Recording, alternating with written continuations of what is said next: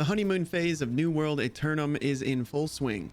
As someone that barely played on release, only making it to level 29, I really wanted to give this game another chance.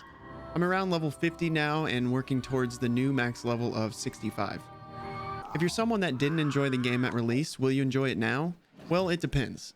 If you didn't enjoy the fundamental foundation of New World originally, I find it hard to say that you will all of a sudden fall in love with the game now.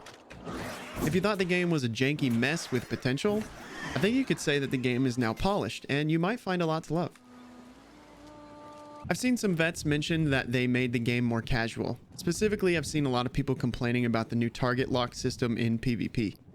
Besides that, I don't really have a lot of context because I just could not get into the game at launch for one reason or another. A big reason for that, though, is the combat. The combat is still where I struggle to enjoy the game. I do appreciate that they went against the MMO trend of giant skill bars and tab targeting, but something about it just doesn't feel very engaging, at least in PvE. One of my biggest complaints on release was that the 3 skill bars on each weapon shared cooldowns. Not sure when they removed this, but it's gone and it has made it more enjoyable to me. It sped things up and made weapon combos a bit more dynamic. It certainly feels much more polished and improved from launch. I would love to hear if any vets think it's worse, but I feel the overall consensus is that it's gotten better. They've added full controller support, there's no more ammo required for ranged weapons, and equipment no longer needs to be repaired at all after you die. There's 4 new weapons since I last played: Void Gauntlet, Greatsword, Blunderbuss, and the Flail, which is locked behind the DLC. The new weapons and all the changes are good, but still I find myself kind of bored with the combat after only a short while. What I don't seem to get bored of is the world itself. There are some gorgeous vistas you find yourself in. I think the devs have put a lot of love into the environments and especially the sounds. I can't think of another MMO that just nails the sounds all across the board. There's something incredibly satisfying just chopping down a tree or mining ore. The sound design team truly deserves recognition for their commitment to making the sounds as immersive as possible, and it goes a long way. One thing I dislike is that they locked horses and other mounts behind a paywall. You have to own the Rise of the Angry Earth DLC to use them. I've always thought this game needed mounts to begin with, and it kind of sucks you have to really commit to the game to get access. But I think they are implemented well enough alongside the riding trade skill that you can level up to increase the speed of your mounts. Nothing groundbreaking, but they get the job done. The character creator now features a selection of starting archetypes, each equipped with 2 weapons, a decent looking armor set, and 3 trade skills that start at 50. It's still a classless system at heart, but I like the option to get a head start if you know what you want to focus on first.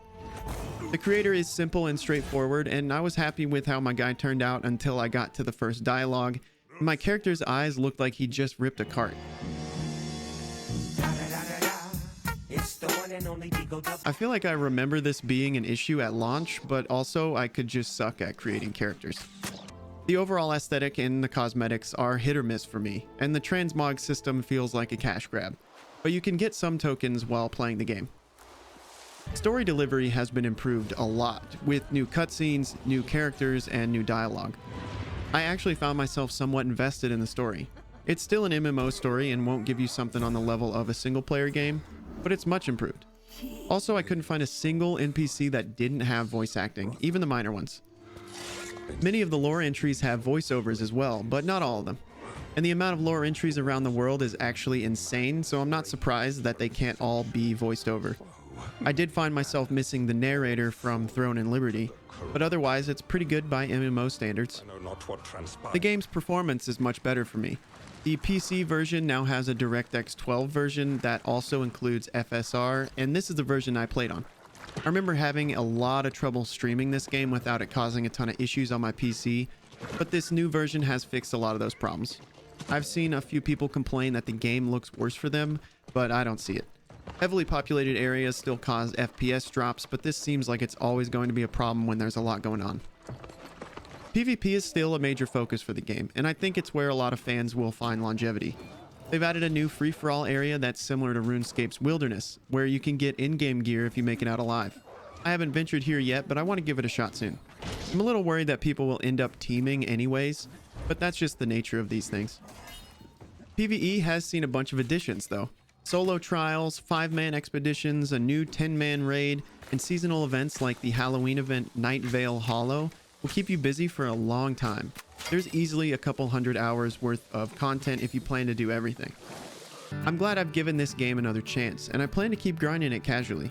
It's a cozy way to unwind at the end of the day, and I'd love to see what lies ahead. Is it something I'll put 1,000 hours into? I highly doubt it, but it's come a long way since release, and I'm glad to see it continue to evolve for the better. Let me know if you've tried the Aeternum update and what you think of it.